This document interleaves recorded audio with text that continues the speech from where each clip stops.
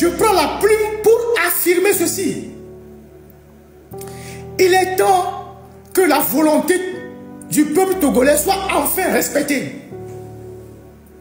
C'est la maxime qu'elle déroule. Il est temps que la volonté du peuple togolais soit enfin respectée. Ça veut dire, cette dame nous dit, pendant longtemps, la volonté du peuple togolais n'a jamais été respectée.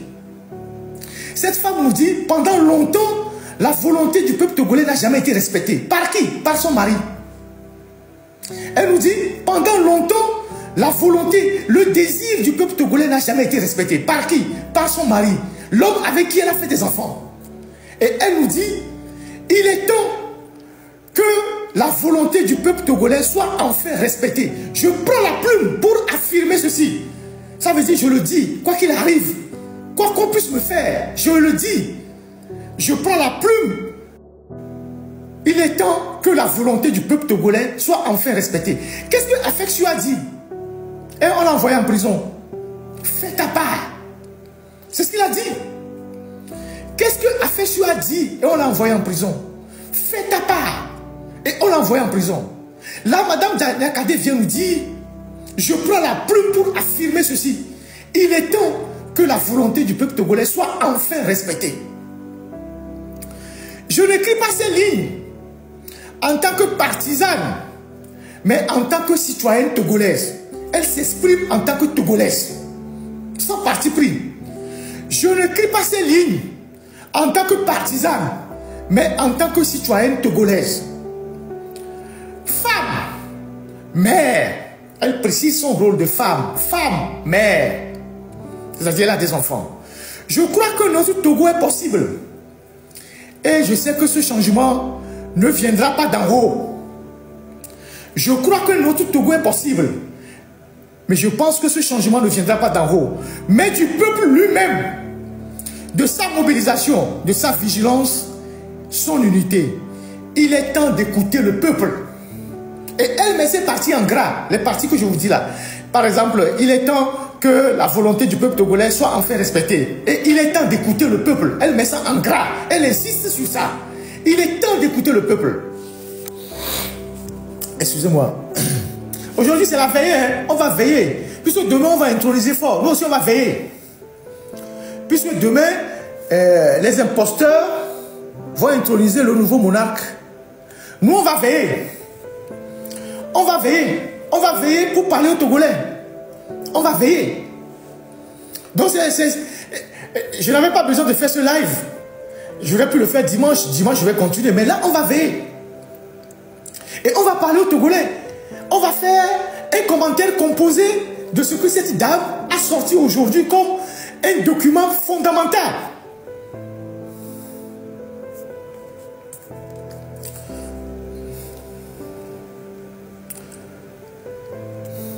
« 20 années se sont écoulées depuis la section de Faure Gnassingbé à la magistrature suprême, dans des circonstances que l'histoire retiendra comme étant douloureuses. » Écoutez très bien. Écoutez les mots qu'elle utilise. 20 ans se sont écoulés depuis la session de Faure Gnassingbé à la magistrature suprême, dans des circonstances que l'histoire retiendra comme étant douloureuses.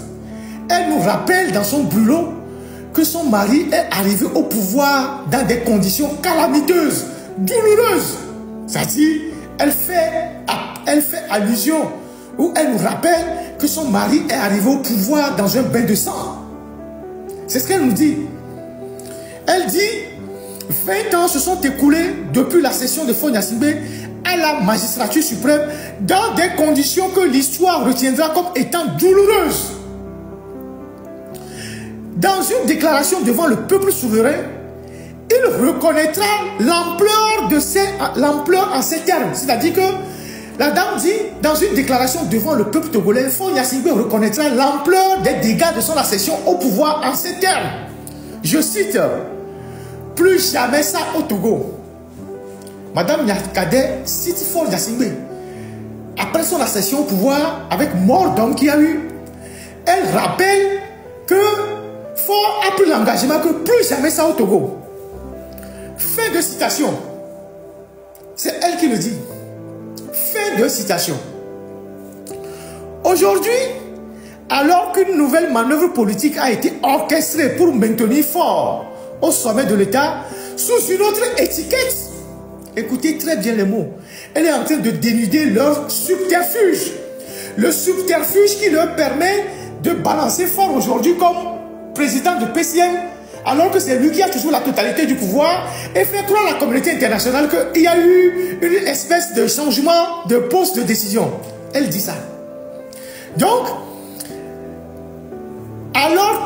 alors qu'une manœuvre politique a été orchestrée pour maintenir Faure Gnassingbé au sommet de l'État sous une autre étiquette, c'est-à-dire tout ce qu'ils sont en train de faire là, ce qu'elle nous dit, c'est que c'est Faure qui est toujours maintenu au sommet de l'État. C'est pour permettre à Faure de rester au pouvoir. Une question fondamentale s'impose. Quel est le véritable bilan de Faure Gnassingbé après 2 décennies de règne? Quel est le bilan? Quel est le véritable bilan de Faure Gnassingbé après 2 décennies de règne? C'est Niakhaté qui le dit. Ce n'est pas Ferdinand qui a passé le temps à faire le bilan de Faure, à parler des routes, des hôpitaux, des universités qui n'existent pas, de la dette et tout ça. C'est Niakhaté qui le dit. Elle a été au gouvernement. Elle était au gouvernement. C'est son mari. Elle parle de son mari. En 2005, il proclamait, je cite, elle rappelle toujours les citations d'engagement de Faure. En 2005, il proclamait, je cite, lui c'est lui, moi c'est moi. Fin de citation.